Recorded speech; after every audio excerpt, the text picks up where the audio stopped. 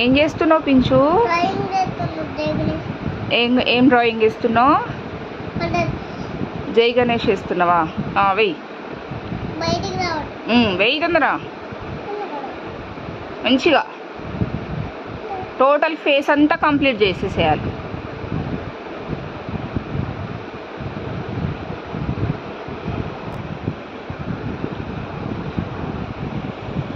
Okay, next ఏ colour?